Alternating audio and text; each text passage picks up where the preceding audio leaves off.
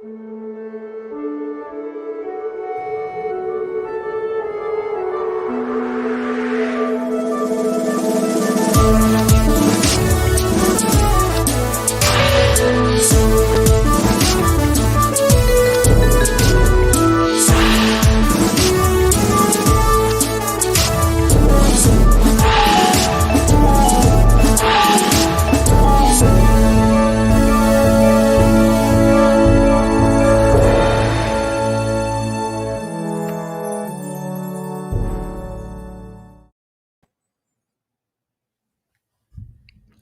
my gosh, there is so much to talk about today. There was a bunch of news, Star Wars stuff that dropped last week, rumors, reveals, some set photos released from some of the shows, and we're going to talk about all of it here today. And this also includes the Bad Batch pre-show, which drops tomorrow, May the 4th, which I'm also really excited about as well. And we're going to discuss all this today with you guys. If you're watching live, welcome. Of course, this is Han Talks First. I am Han, the host, and this is the podcast you're looking for. So let's jump into it. Welcome to this Monday's episode of Han Talks First. So who talks first? You talk first? I talk first. I realized I had the banner going that said the stream is starting soon. My bad, it's gone now, but now we can talk freely about all the good stuff that's happening. Welcome. I hope you guys had a great weekend. It, of course, is Monday. It is 12 on the Pacific time here, and I'm so happy to be here. It was really hard for me not to jump on a stream or make like a bunch of videos about all the news that dropped last week. And it's funny because we typically do the live show every Monday, but throughout the week, Tuesday, Wednesday, Thursday is when the actual news started dropping. So we didn't have much to talk about last week, but we got plenty to talk about this week. I want to remind everybody that last week we had a very special guest on the show, Darth Chocolate, otherwise known as Darth Choco, which you can go back and listen to that interview with him. It's my conversation with Darth Choco. We had a lot of great things to talk about. He, of course, you may know from TikTok or YouTube. He was also on the Nerd Theory podcast, and he joined me last week. So go back and check that out. I think it might be linked in the description below. But anyway, there's tons of great stuff there. Other interviews as well, which you can check out on the YouTube channel. So I don't know if most of you saw this. This isn't Star Wars related, but Marvel made a huge announcement today.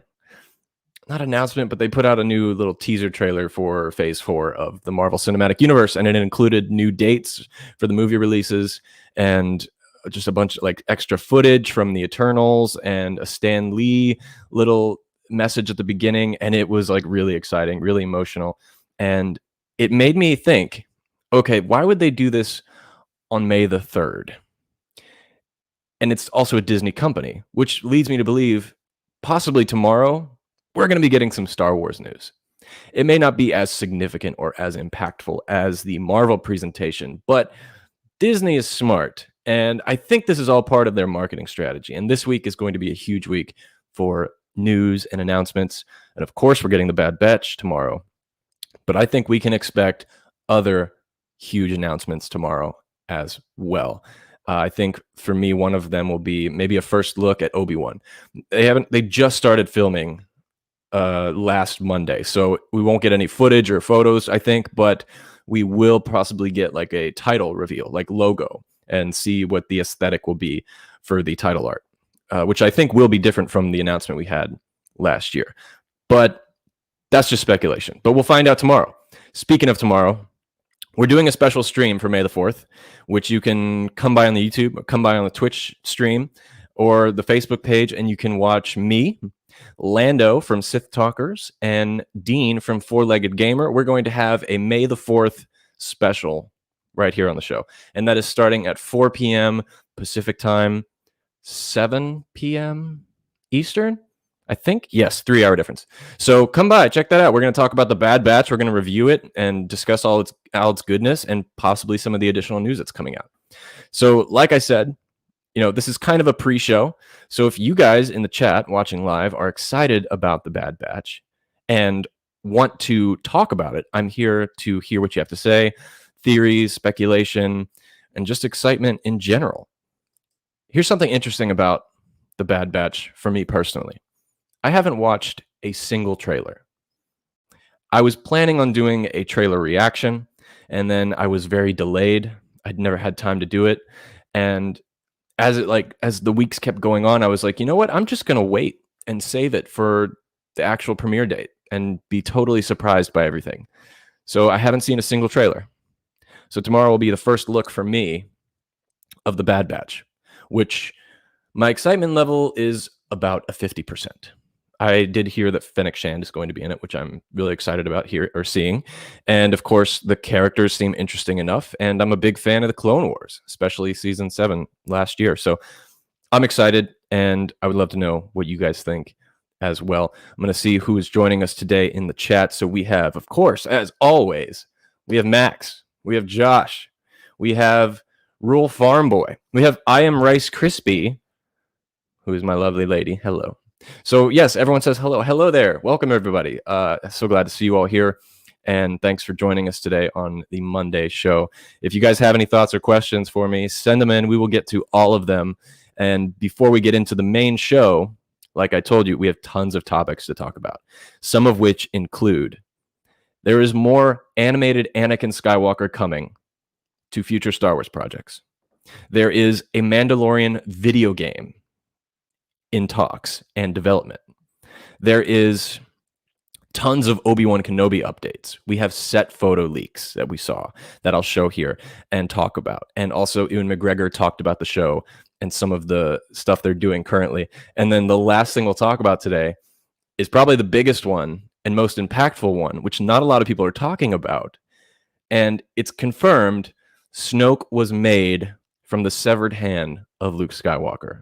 So we're going to talk about everything today. Don't worry. Just a little bit of stuff that is also equally important, but not as big for me to talk about because I haven't looked into it yet. But of course, last week, the new Thrawn book was released. Thrawn Ascendancy, Greater Good. And this, of course, is the third or second installment of the Ascendancy trilogy for Thrawn. Of course, written by Timothy Zahn. And the Thrawn books are actually some of my favorite in the Star Wars Legends and canon world. I think they're fantastic. And Timothy Zahn is such a good writer. And I haven't read this one, nor the one that came before it, but I have all of them. And I'm just a little behind on my reading, but I can guarantee it's probably a really good read. And look at the art design for this too. It's beautiful. And at some point I'll get around to reading it. But if you guys love Star Wars, you should check out these Thrawn books. Timothy Zahn keeps like popping them out. He's got one a year coming out, it seems like, maybe even two a year. I think the next book, which is called Lesser Evil, actually comes out on November 16th. So in 1 year, we get 2 Thrawn books, which is pretty amazing. And yeah, as soon as I get around to it, I will let you guys know what I think. But the Thrawn character is fantastic. And always excited to see more. I think Timothy Zahn wrote all of these outlines back in the 90s, and that's why he's so ready to release them all at once, or so quickly, because he already had the ideas in place so long ago. So with that out of the way, again, welcome to the show. Let's get into our first segment, which is Star Wars Replay. Star Wars Replay! Star Wars Replay is where we replay major moments and events that happened this week in Star Wars history. And this week, back in 1957, Richard E. Grant, the actor from The Rise of Skywalker, was born. Last year in 2020, Star Wars The Clone Wars' final episode, Victory and Death, premiered on Disney+. Back in 2005, Star Wars Episode 3 Revenge of the Sith video game was released. Also back in 2005, Revenge of the Sith, the soundtrack, was released as well. And finally, this year, 2021, May the 4th, premiering on Disney+, will be the new animated series, The Bad Batch. That's it for Star Wars Replay. Tune in next Monday to find out what major moments and events happened next week in Star Wars history. So that's Star Wars Replay for this week. A lot of great stuff happened. Of course, I guess most notably is The Bad Batch, which comes out tomorrow, which we'll talk about. And again, we'll do a stream tomorrow at 4 p.m. Pacific, which you can watch me, Sith Talkers, and the Four-Legged Gamer talk about The Bad Batch. I forgot to mention also who is joining us today is Star Wars Preacher in the chat. Welcome. So glad you could join us.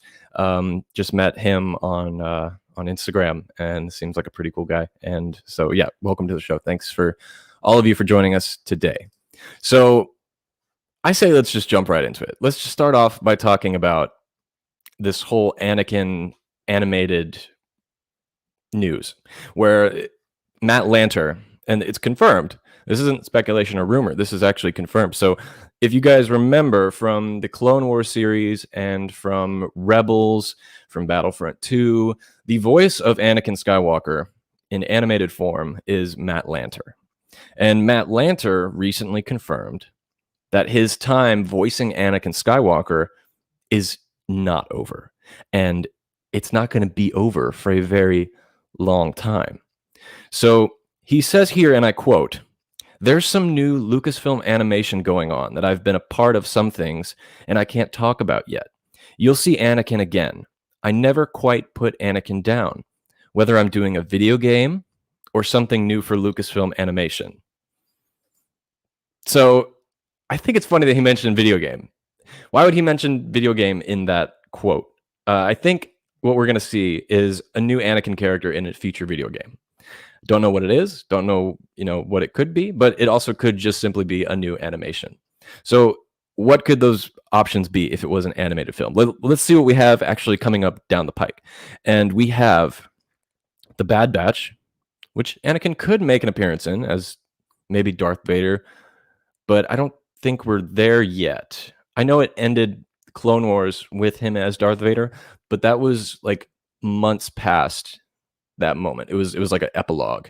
So maybe we'll see him as an early Darth Vader. I'm not sure. And then, of course, we have Visions coming down the pike, which was the comedy anime series, and then a droid story. So that's the animation that we know of that is coming. So do you guys think that Matt Lanter could be voicing Anakin in any of those projects? And then, of course, there's the option that he could be, working with some of Lucasfilm games, either at Ubisoft or Bethesda, and doing an Anakin voice for that. So I don't know. I just think it's interesting that this quote came out, and I feel like he would maybe release this news a little too early because shortly after this interview, he went really quiet, really quick. So it could be something even more special. I don't know, but I would like to see a video game, to be honest with you. I have Battlefront 2. I have never played it, which is weird to say. It was given to me as a gift, and I just haven't gotten around to it. But apparently he voices Anakin in that game. So I would like to see, personally, a Star Wars game where Matt Lanter voices Anakin as a main character. I think that would be really, really cool. And I'd love to know what you guys think as well. So let me see what you guys are saying in the chat here. And I'm going to start with my lovely girlfriend, I Am Rice Crispy, and she says, "I'm so excited to see if we get an announcement tomorrow. It makes sense for May the 4th, but they might not want to steal the Bad Batch's thunder." So I agree with that. And it could just really be that it's only the Bad Batch that we're going to get on May the 4th. And it would make sense not to want to steal the thunder, but what if they release something that heightens the Bad Batch experience on top of that? I think at least we will get some kind of message from Lucasfilm, similar like a trailer, like here's what to come in the future, because the Investors Day announcements, those weren't an official fan event thing. And there's a lot of critique on that, saying that, that wasn't really made for fan engagement, and it wasn't as spectacular as it could have been, but that wasn't a fan event. So I think they're going to do something special for this year's, because it wasn't until 2020 that they actually recognized May the 4th as like a special event and claimed that day as Star Wars Day. Or maybe it was the 2019. But anyway, I think we'll get something. I don't know what, but I think we'll get something, maybe a trailer about like future Star Wars to come in 2022, Obi-Wan, Andor, and a bunch of other cool stuff. And let me see here. Rural Farm Boy says, "I'm all set to be told a Star Wars story with the Bad Batch. I don't have a want nor an expect."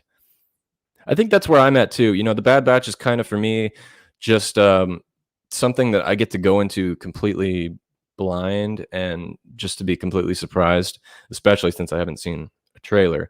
But also because it's kind of an extension on the Clone Wars, which I think these will just be singular standalone serial type episodes.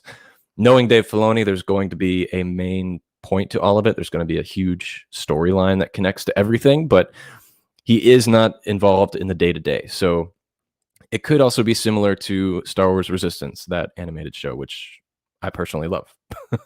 And a lot of people don't like, but we'll have to see.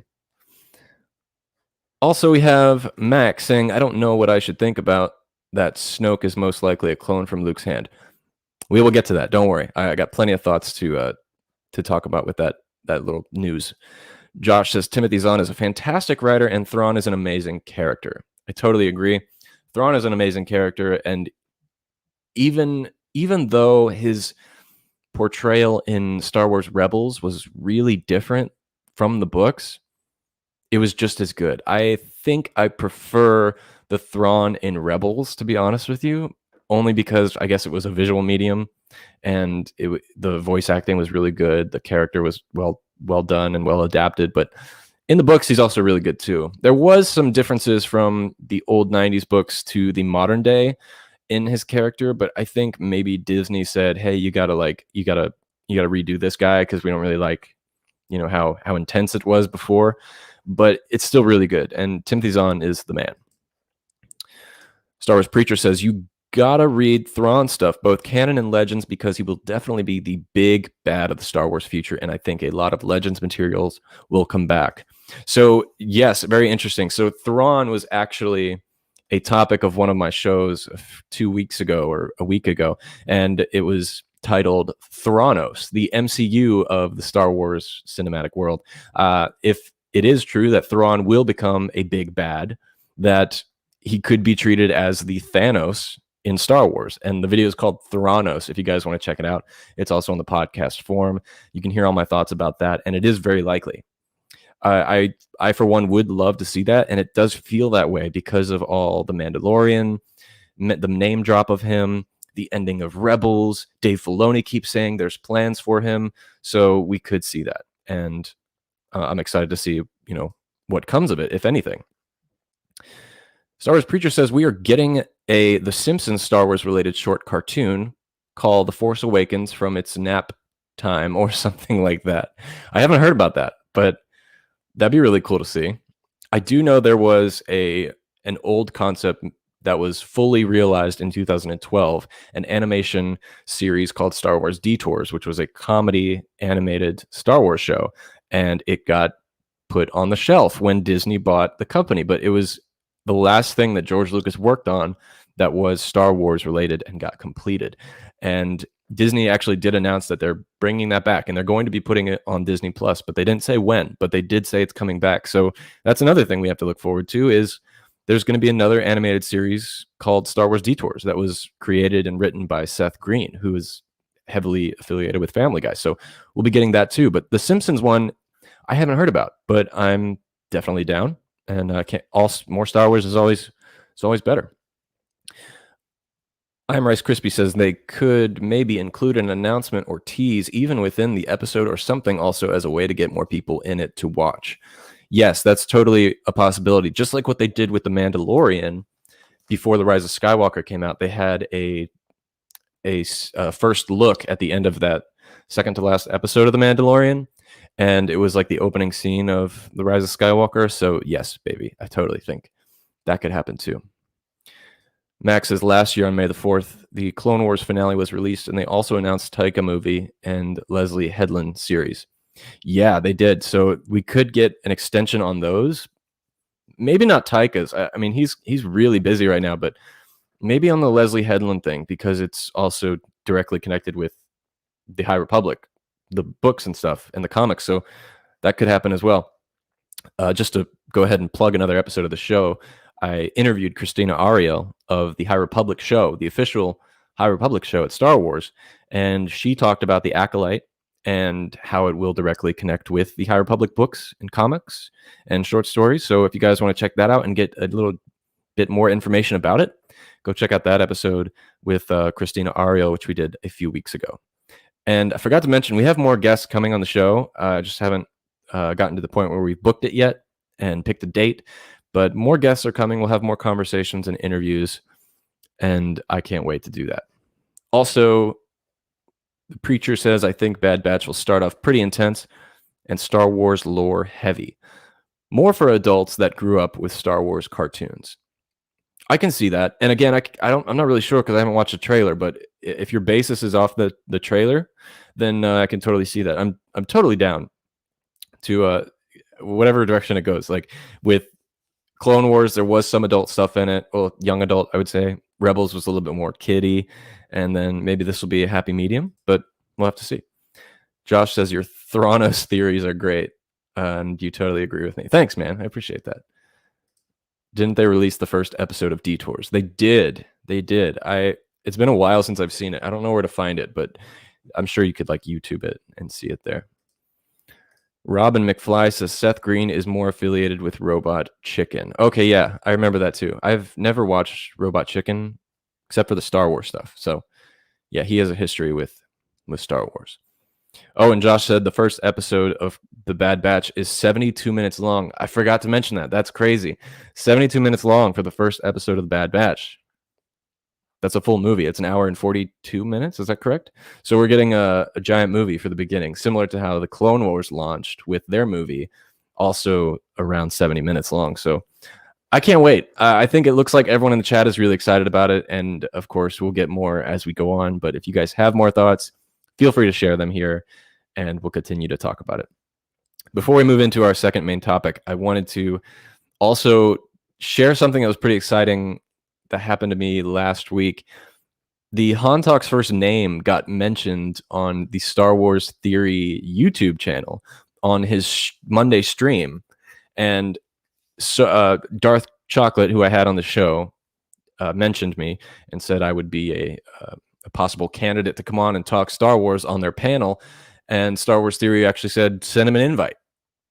I never got an invite, but it was a privilege to have my name mentioned at all. So, I mean, some of you who are watching today on the video or podcast stream may have discovered it from Star Wars Theory's channel. So if you did, welcome. And I hope you enjoy the content. And we're here every Monday, of course. But regardless of what you think of Star Wars Theory, it was really cool to just have my name mentioned on a really big stream like that. So I hope that means good things for the channel and that we can grow this community even more so. But if not, that's okay. I'm going to do it anyway. And I love the people that do join us. So that's that. So you can check out last week's episode of Star Wars Theories stream to hear my name drop, which is really cool. So anyway, let's move into our second main topic, which is a big one. This is, I guess you could say, rumor, but there are some pretty legit sources behind it. And it, of course, is about The Mandalorian, and that there is a projected Mandalorian video game in the works. And this comes to us from the source Nick Baker from Xbox Era, the website, which I've never visited. I'm not too familiar with, but apparently it's a pretty big one. And so they reveal that sources have told them, or Nick, that a Mandalorian-centric game is in development, but the studio is unknown. Someone else also pointed out that one of the chiefs of Xbox, Phil Spencer, was seen doing a live stream with a Mando Funko behind him on his shelves. And when I first heard about this, I thought, okay, come on, he's just likes toys and he's putting up his toy collection. But someone pointed out that every time he does a stream like this, he usually puts teasers of what's to come on the shelves behind him. So this actually could be something and not just speculation or reading too much into it. But Phil Spencer, one of the chiefs of Xbox, has a Mandalorian Funko behind him, and also coincidentally coming out with the rumor that there is a Mandalorian video game on the horizon. I think this could be pretty legit. So we'll have to wait and see. But there's more to this. So also, the YouTube creator named Mr. Matty Plays recently mentioned on the Defining Duke podcast that he has also heard that there is a first-party studio in development for a Lucasfilm IP for the gaming platform. So again, this is all related back to this news that there's possibly a Mandalorian video game in the works. And one of the developers at Machine Games is currently in the early stages of developing a Lucasfilm project, in addition to the Indiana Jones title that's on the way. And Bethesda, which is a gaming studio, and Machine Games are the parent company of ZeniMax Media, which were acquired by Xbox earlier this year. And it makes all of these subsidiary properties, a very important role in this rumor that there is a Mandalorian video game to come. However, Mr. Patty Plays also noted that the Indiana Jones game is not the title that's in question when he was referring to another game in the works, which means there is another Lucasfilm property being made by this company. So it could be the Mandalorian. And this YouTuber is also known to have connections with this media company and this game company. So their sources are somewhat accurate. And they all speculate that Lucasfilm is the one to be working with these developers. And, because of the developer, because of the gaming company, a lot of people believe that it's going to be only available for Xbox. But, when you think about The Mandalorian, the popularity, the draw, and the money they can make from it, they're not just going to release a game for one platform. They're going to release it for everything, PlayStation and Xbox. I mean, I can't see them just doing one, but, Microsoft, they sometimes, if they got a hold of it, they definitely love just keeping it on the Xbox. So we'll have to wait and see. But additionally, the Xbox-owned gaming company has announced that titles are already underway and that a Star Wars title, an additional one, would also fit nicely in their lineup of future games that are announced. So again, we'll have to see. Are we looking into it too much? Is this picture with Phil Spencer and the Mandalorian figure behind him, is that reading too much into it, or is this possible? There's a lot of creators talking about this, and I think it's realistic. I mean, the Mandalorian is huge, and to take a year off from season 2 and 3, or a year and a half, and they might come back strong, introducing a video game as well, and they already have a huge game that they could base it off of, which was never released, and that is the Star Wars Underworld video game. I think it's Underworld or 1313. I think it's 1313, which was a bounty hunter game where you play Boba Fett, then someone kills Boba Fett, and you play that new bounty hunter throughout the game. And they already have storylines, maps, and stuff like that. That game will never be released. It's too old at this point. It wouldn't match modern day gaming platforms and consoles and graphics and stuff like that.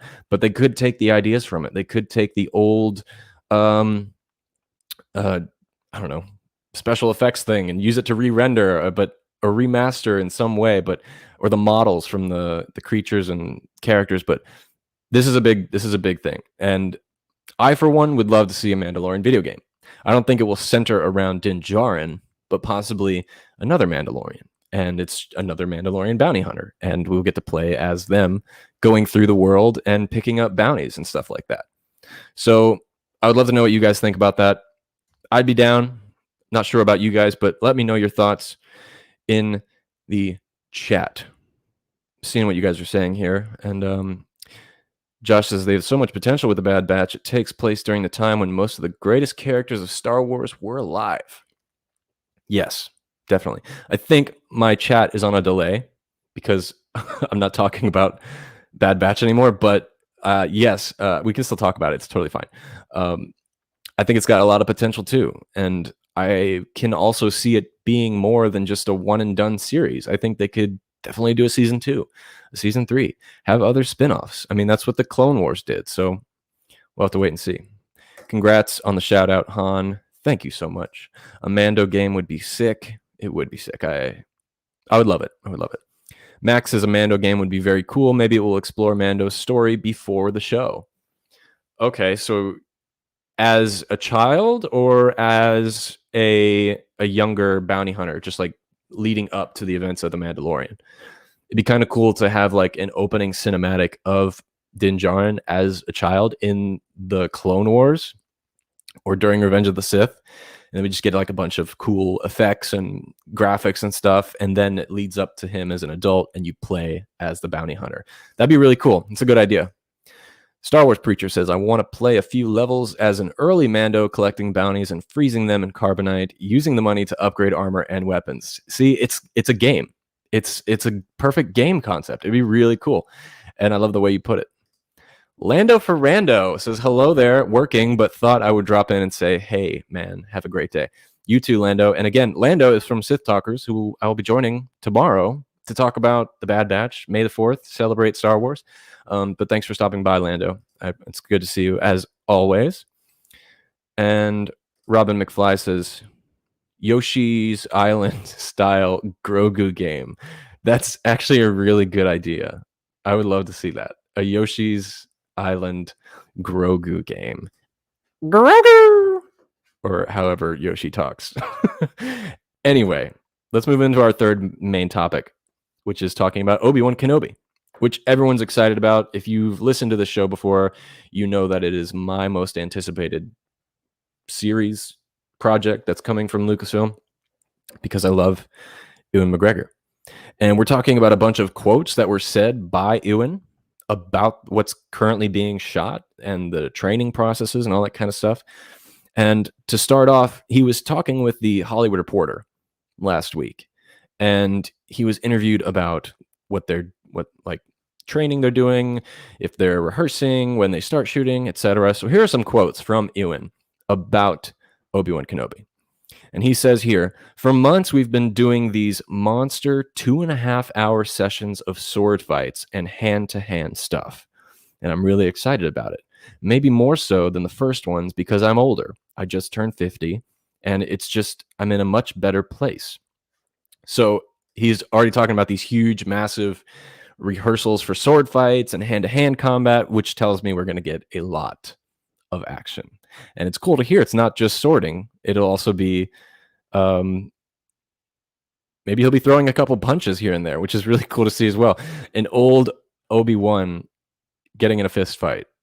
Just think about that. Like, imagine it as Alec Guinness. Like, that's just kind of funny, right?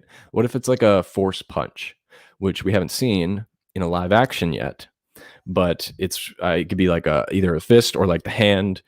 I guess we have seen that in Attack of the Clones during the fight on Geonosis when Kit Fisto put his hand up and threw droids away, but like a really big force punch with a lot of effort. That'd be really cool too. But he says more. He says a lot more. So check this out.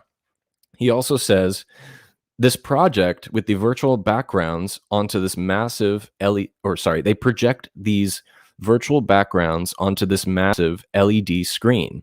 So if you're in a desert, you're standing in the middle of a desert. If you're in the snow, you're surrounded by snow. And if you're in a cockpit of a starfighter, you're in space. It's going to feel so much more real.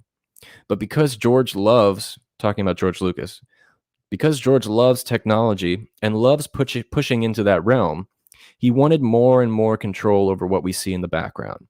After 3 or 4 months of that, it just really gets tedious, especially when those scenes you are in, and I don't want to be rude, but it's not Shakespeare. There's not something to dig into the dialogue that can satisfy you when there's no environment there, and it was quite hard to do.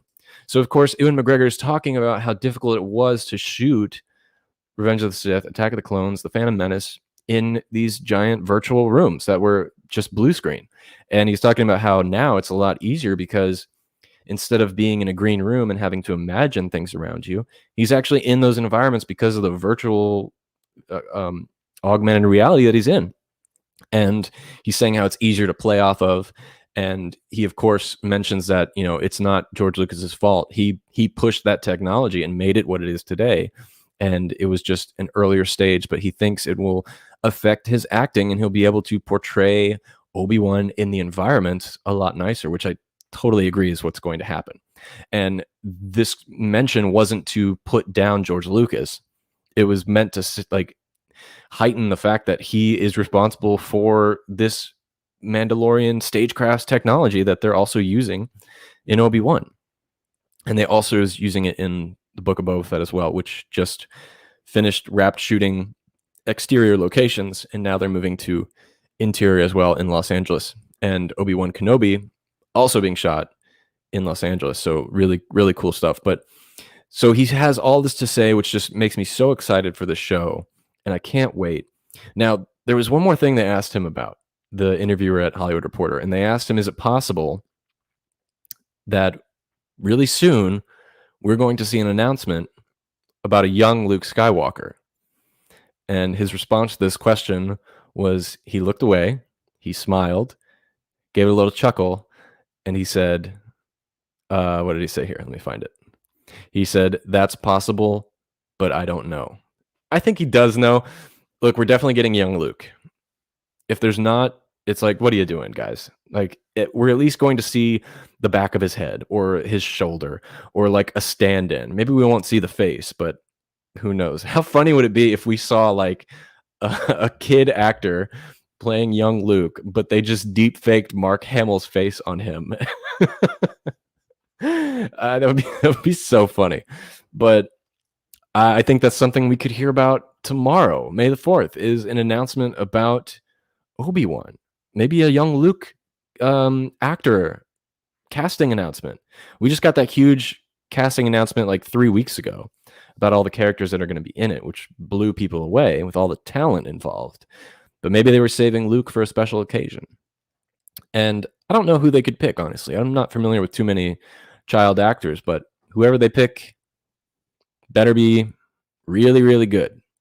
Better be way better than Jake Lloyd in The Phantom Menace, which was okay. I don't mind Jake Lloyd, but if you watch the behind the scenes of The Phantom Menace, the bonus features on the Blu-ray, it shows the audition process for young Anakin Skywalker. And there was 3 finalists out of like 8, or maybe it was like, I think it was 1,800 kids auditioned for young Anakin. And it got down to 3. And of those 3, George Lucas was going to pick who it was. And they actually show the audition tapes of all 3 of the children. And there was this one kid who I thought was amazing. And he was great.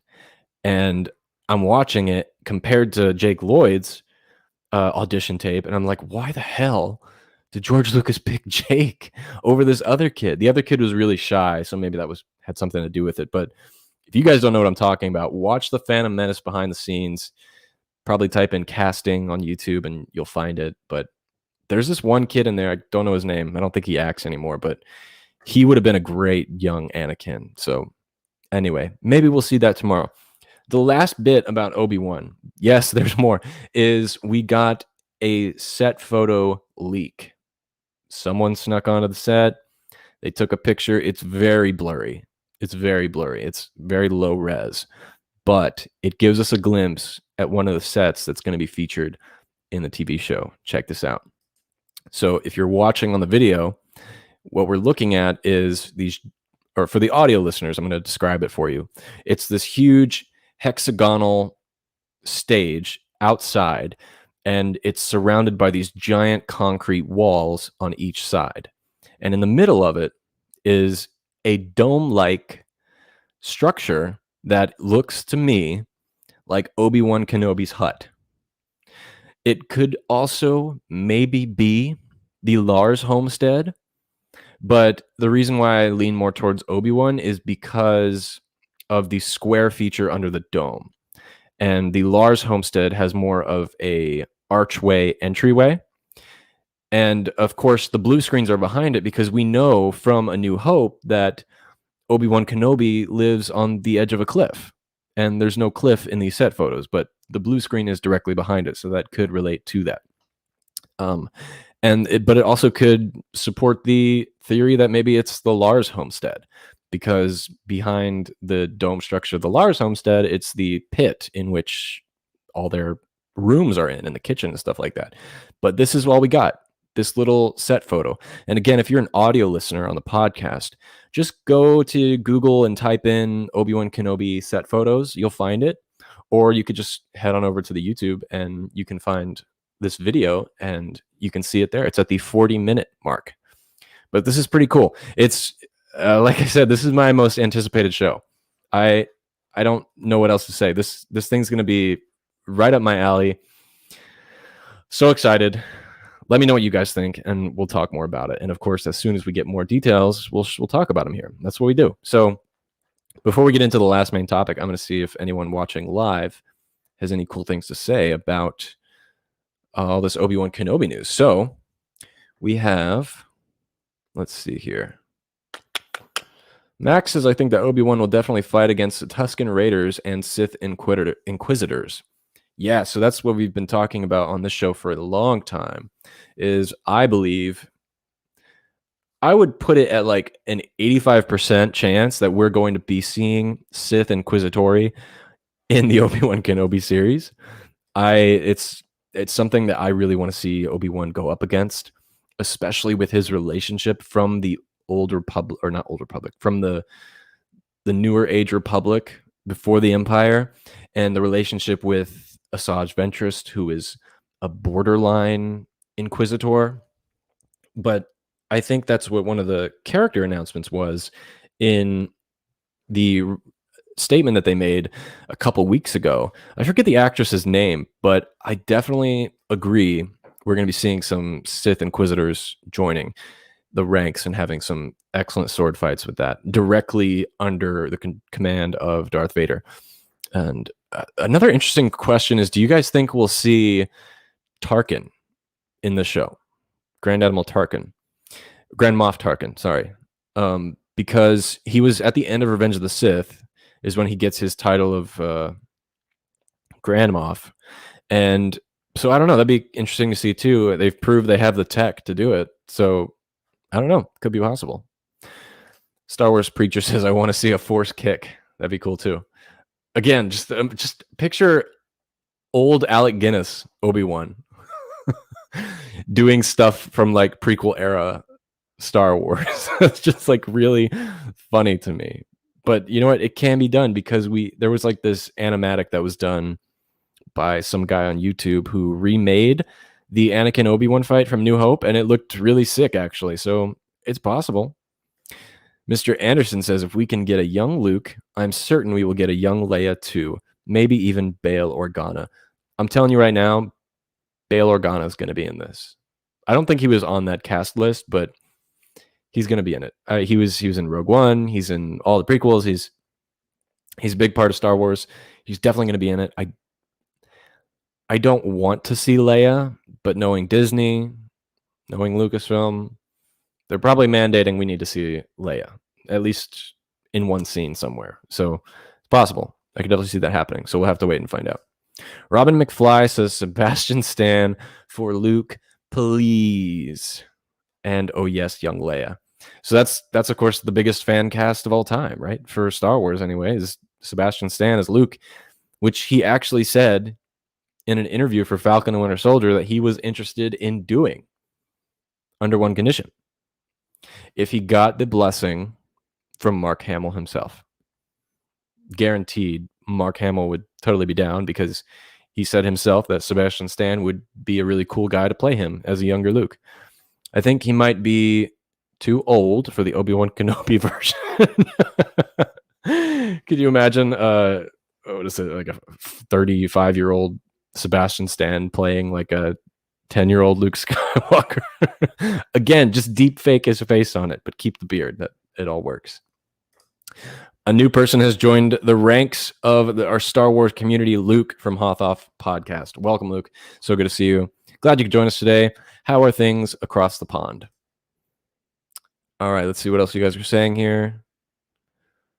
Luke says the behind the scenes of Phantom Menace is a great documentary. The behind the scenes of all the prequel movies is some of the best behind the scenes stuff ever. Those documentaries are really, really good. And they're long too. So people like us, we get to enjoy more, which is awesome. Max says, I hope we get both houses. So I assume Lars and Obi-Wan Homesteads. So I think we will too. I mean, there's no way they're going to make an Obi-Wan Kenobi show set on Tatooine and not go to the Lars Homestead. One of the most iconic things from the original Star Wars. So totally agree. And did you know that the Lars Homestead in A New Hope was already there before they started shooting? That was a location that was pre-existing. They didn't build that. They added stuff to it, but that was already a place, and it's currently a hotel that you can go and visit and stay and vacation, which is something I really want to do at some point. But so that's another little fun fact for you as well. Star Wars Preacher says, I'm so happy that the Obi-Wan movie didn't happen so that we now get the show with so much more time for character development. I also want to learn more about Uncle Owen and Aunt Beru. I do too. I guarantee we're going to see a lot of Uncle Owen. At least that's what I want. I want a lot of Uncle Owen development, because Uncle Owen has a very fascinating story in the Star Wars world with Luke Skywalker, because Uncle Owen is the reason why Luke is so hasty and upset, because he doesn't want to tell him about his father. He always shuts him up when he says that. He doesn't want him to go to the academy because he doesn't want him to be a pilot and leave. He wants to protect him from the dangers of the outside world, which he knows about, but Luke doesn't know about. And he's the wall. Uncle Owen is Luke's wall. Luke can't get past this wall. He can't get past Uncle Owen. He can't go anywhere. And then the moment that Uncle Owen dies, that wall goes down. And Luke is like, I can go anywhere I want. I'm going wherever I want because this guy isn't holding me back anymore. But I want to know, what was it that happened for Uncle Owen to be like, I have to shut Luke off from the Force, from the world, and keep him here and occupied so he doesn't run into anything. Because I guarantee you there was a time when Uncle Owen was probably open to the idea of training Luke. I guarantee that was a possibility. But I think something happened between Uncle Owen and Obi-Wan Kenobi, whether it was during a training process, maybe Luke discovered something with his Force abilities at a young age that put him in danger, or someone attacked them and it scared Uncle Owen. There's something there. And if I could have had the chance to write for this show, it would have been such an honor. I mean, I'm not really a writer. I enjoy writing and creating, but there's so much you could do with the show, which makes me really nervous. But to point out the comment you made about you're happy we didn't get the movie and we're getting a TV show instead, I'm on the fence about that. You mentioned because now we get more time with character development. We know Obi-Wan Kenobi. So that's the only argument I would give you there, is we know this character really well. He's probably the second main character in Star Wars, right behind Luke. You could argue Leia and Han, but if you're considering everything altogether, Obi-Wan's up there.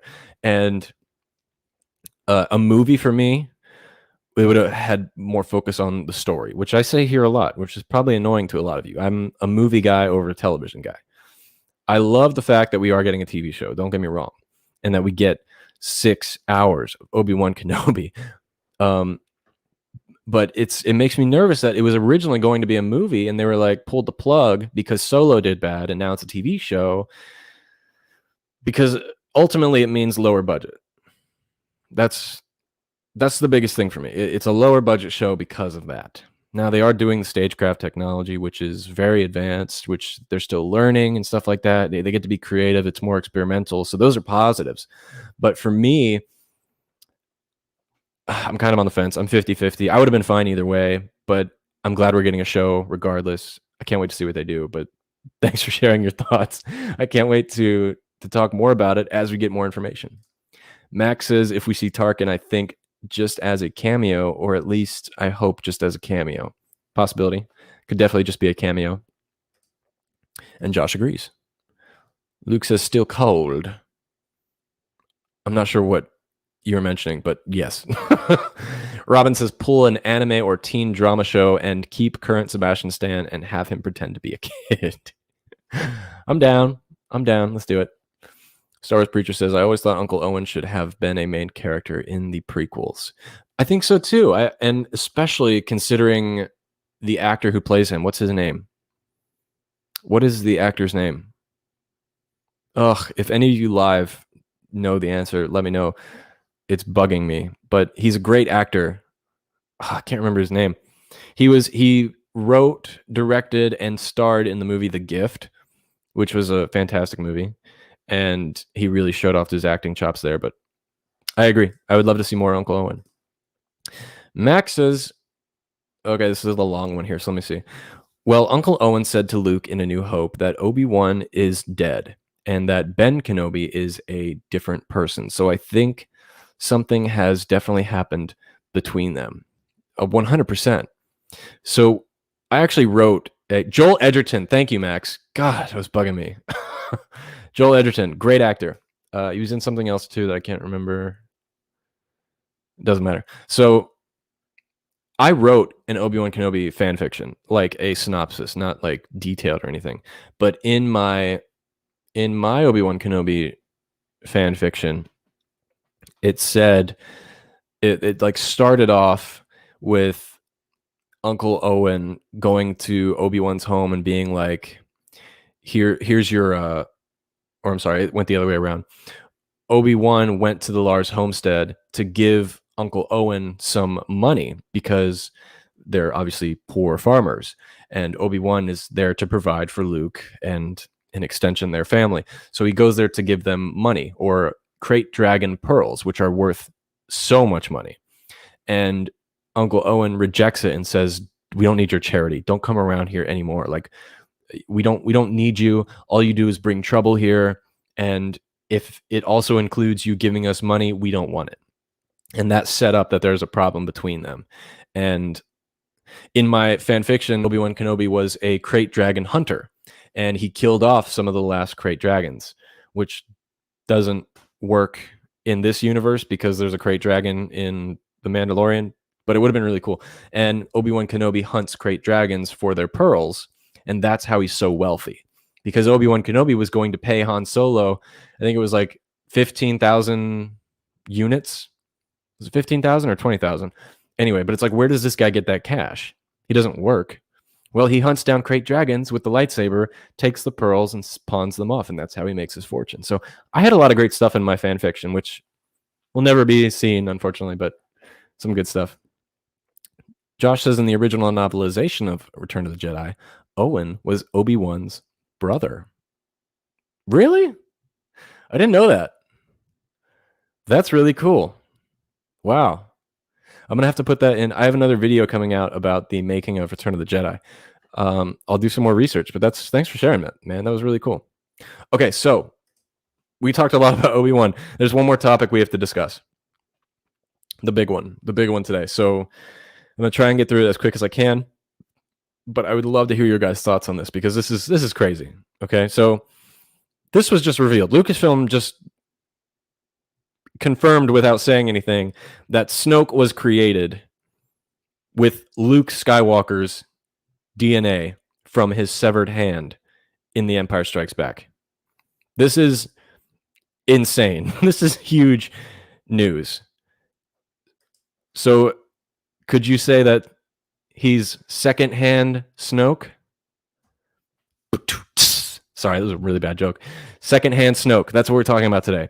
So there was a new issue of Vader 2020, which I don't read, but apparently there was some big news in there. Again, I see a lot of new people have joined us. So we're talking about Snoke was created from Luke Skywalker's hand.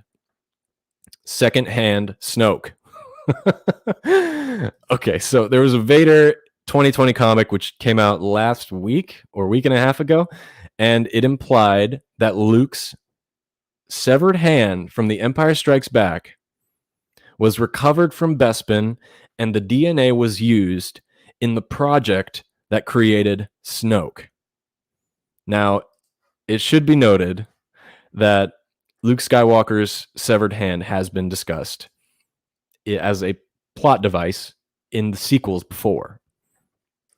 More specifically, in one of the first drafts of J.J. Abrams' The Force Awakens. I'm sure you guys know the story, but originally The Force Awakens was meant to open the opening shot after the crawl. It was going to pan down, and in space we see Luke's severed hand floating in space, holding the Anakin lightsaber, and that was going to be the opening. And then it crashes down to a planet. It burns in the atmosphere. The hand burns to dust, but the lightsaber lands in the dust, and that's how Maz Kanata found it. And that was the original opening. So there were talks way back in 2014 about this hand was used for some purpose. Why else would they put that in there? And it seems like now they are coming back to that. And of course, that lightsaber was going to act as the main MacGuffin for the sequel trilogy, which was ultimately scrapped. But it's been talked about before. So let me show you this comic here. So if you're watching on the video, I'm going to put the comic up on screen. If you're an audio listener, I'll try and describe it. So in this page here, we see Darth Vader walking through this laboratory, and he says, and I quote, "The scalpel of creation. I used it to make all of these things. I can use it to make anything." And he's walking by a bunch of vads with clones inside of them, similar to Exegol, how the vads of Snokes, the jar of Snokes, were all around Palpatine. And then on one of the tables, we see in a jar Luke's severed hand. And these creatures look very similar to Snoke. So this basically confirms, without saying it explicitly, that Vader is responsible for the creation of Snoke by using Luke's hand to make them, or at least start that process. And this makes sense narratively with The Mandalorian, because we know they were trying to use Grogu's DNA to create something, which is pretty apparent. It's probably Snoke, because they look just like him. And they're trying to think of how to word this here. That was a failed attempt. And who they needed it from more would have been Luke Skywalker. But it's a little inconsistent, because this comic takes place before all of this, which means they already had Luke's hand. And they were obviously making something with this. It could be a total misdirect, and they're using it for some other being that has nothing to do with Snoke, because nothing was directly implied. But it's something really interesting to discuss. And it's more than just cloning. They need something to power this, right? What's the city that they're the cloning planet? Camino. They're not a Camino. This is an independent project outside of that. Camino's probably dead at this point. There was also something revealed in this, and it is this page here. So for the audio listeners, this page reveals that there's this huge structure of kyber crystals mounted together. And this is possibly something that powered either the creation of Snoke or the creation of the Death Star or a bunch of other things. But this is an immense amount of power. And we do know from Legends, from Rebels TV show, that Palpatine collects artifacts from around the world, also including kyber crystals, to advance his power in the universe. So this was something interesting too. Now, back to the Snoke comment about the DNA from Luke's hand. This changes everything we know about Snoke. Like, that is canonical in the sequel trilogy, because we are told in The Force Awakens, I think, that Snoke is an ancient being. It says that on the picture. It says that in the visual dictionaries. It says it in the novels. And it was also stated that Snoke was around to influence Ben Solo to turn to the dark side from when he was a young boy. But if the DNA from Snoke was used to create him from Luke's hand, he's not an ancient being. You could argue that it's an extension of Palpatine. Palpatine's an ancient being, but even Palpatine's not that old. He's only 180, I think. But it changes everything, because that would make him essentially almost the same age as Ben Solo, right? Or close to it. And he's not a more of a power figure at that point, because he's so ancient. And I don't know. This is really interesting. It's kind of something no one's talking about, which is weird to me. I would love to hear what you guys are saying. So I'm going to head over to the chat and see it here. And of course, any of the audio listeners, if you want to talk to me about this, you can join me on Instagram or Twitter at Han Talks First, and we can talk about it there, because I'm always down to talk about this stuff. Max says that I'm okay with it, that Snoke's was a clone, but in my opinion, they don't need to connect everything to the Skywalkers. That's a very common sentiment. A lot of people are like, there's no other people in the galaxy. There's all these Skywalkers. So I agree. Robin says second hand Snoke. You like that? It's pretty clever, huh? That's mine. I didn't steal that from anywhere. I'm the first person to say that. So when the video version of this stream comes out, the title will be Secondhand Snoke, which I think is pretty clever. I'm surprised they didn't put that in the movies. Let me see here. Ooh, Luke says that the comics can get effed. Sounds like somebody's not a fan of the comics, making the plot even worse, over-explaining. I can see why you feel that way. Totally. Star Wars Preacher says, sorry, I got to go back to work before the big news. Hey, thank you so much for watching. I'm sure you're gone by now. But thanks for joining us today. Always look forward to talking with you. Luke says, it's not getting my money. Star Wars is movies and TV for me. Secondhand Snoke is brilliant. Yeah, so well, I don't buy them either, but mostly because I don't have the money to do it. You know, that's once you buy one comic, you got to buy them all. You know, it's like it's addicting. I would agree. Star Wars is definitely more movies and television specific. Even Lucasfilm thinks that way. They say that the movies take precedent over anything. Like if there's a inconsistency with continuity, you always go to the movie. So I understand what you're saying.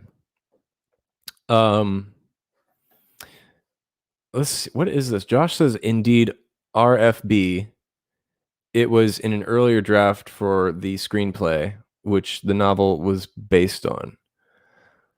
RFB? What is that? What is RFB? I'm a little slow, Josh, so you have to explain it to me. Max says, I think Grogu's blood was needed to recreate Palpatine. Okay, so Grogu's blood was used for Palpatine, but Luke's blood was used for Snoke. Interesting. Very interesting. Good thing to point out there. Lucasfilm Story Group. Okay, I'm a little confused by the chat, but this is all interesting stuff, and I can't wait to hear more. I mean, I've full disclosure, I've not read this comic, so I don't know context before or post these 2 pages that I've seen. And to be honest with you, I'm probably not going to ever read the comic because I just can't buy that right now. I can't buy all those comics, and although it is online, I think. But tomorrow I will be joined by Dean from Four Legged Gamer. He's read all the comics. Maybe not Vader. I don't know, but he might be able to elaborate on this story a little bit more with a little bit better context than I could give you. So sorry about that, but all really cool stuff. A huge week for Star Wars. Tons of stuff to talk about, you know. And I don't know. I'm just really excited. Again, I'm not going to end the stream quite yet. I'm going to talk to you guys a little bit more, but I'm just going to remind everyone who wants to get out now because we're done talking about news. Tomorrow, May the 4th, me, Sith Talkers, Four Legged Gamer, we're going to be right here just talking about Star Wars, talk about Bad Batch, just have a good time, celebrate May the 4th. And so, yeah, I would love if you come join us. It'll be at 4 p.m. Pacific time tomorrow. We've got a lot of cool things to talk about, a lot of great opinions, too, to share. We have another couple of guests coming to the show. I have 2 guests coming to the show in the future, maybe within like the next, I don't know, week or 2. And they're also going to be a new sponsor for Hunt Talks First. And that's kind of all I want to say right now. But a new sponsor's coming. 2 new guests are coming. They're going to talk about the sponsorship. And maybe you guys can get something out of it. And we're going to talk about Star Wars too while we do it. So I can't wait for that either. If you are listening on the YouTube page and just joining us now for the first time ever, welcome. Please consider subscribing. Like this video, guys, please. I see a lot of you who've joined us today. Please give this video a like. It helps out way more than you can possibly imagine. And if you're new, consider subscribing. New videos all the time. And if you're listening on the podcast form, follow or subscribe on Apple Music. Rate and review. That helps out so much too. And then you never miss an episode. We also talk about Marvel with my girlfriend, which we didn't do last week, but we'll get around to it at some point. We'll talk more Marvel. And I've been debating if I want to start a Marvel replay, similar to the Star Wars replay, but every Monday we do This Week in Marvel type thing, which I hope nobody steals because I mentioned that already, but let me know if you guys would like that too. Oh, RFB, Rural Farm Boy. Thank you. Duh. The legend, Rural Farm Boy. How could I get that wrong? Obi-Wan and Owen were brothers in James Caan's 83 Return of the Jedi novel. Really cool. I can't wait. I would love to see that. I've never read the novelization of that. I've read the one of New Hope and of Empire. I also have the From a Certain Point of View of Empire, which is a really cool read as well. I'm very excited about May the 4th, and I hope we get some movie announcements. I don't think we'll get new movie announcements, but we'll definitely get some kind of announcement, I think. I don't know, but pretty sure. But yeah, it's going to be great. Again, if you're listening on the audio, what did you guys think about all the news that happened last week? Of course, there's going to be more. We're going to have tons to talk about in the future. It's been kind of dead for Star Wars in the last couple weeks, which is it's a good thing. It means there's stuff cooking. That means we're about to get hit with a lot of cool stuff. But yes, glad I could make the live chat today. I'm usually at work when you go live. I'm glad you can make it too. Sorry you're at work, but thank you so much for being here and joining us. I always value my listeners' opinions. So anyway, I think that's it for me today, guys. I had the beanie on because I need a haircut and a shave, obviously, because I haven't shaved, but this was great. Anyway, if you guys, I mentioned earlier that I was mentioned on Star Wars Theories channel. So, and I got offered an invite, but it was never actually had one sent to me. Here's what I would love for you to do. If you guys want to see this channel grow, if you want to see me get more guests, a better production, head over to the Star Wars Theory stream tonight. Tell them you would love to see Han Talks first on the show and help us get on there. And then if that works, who knows? Maybe Star Wars Theory can come on this show, talk about Star Wars here. I think it'd be really cool. You know, either way, it's okay. But if you guys want to see that happen, let's spam them today. Let's spam them with Han Talks first. But yeah, thank you guys for your support. As always, I will be here every Monday at 12 p.m. Pacific with the latest and greatest Star Wars news. And we'll be back very soon with more Marvel content. Again, tomorrow, May the 4th.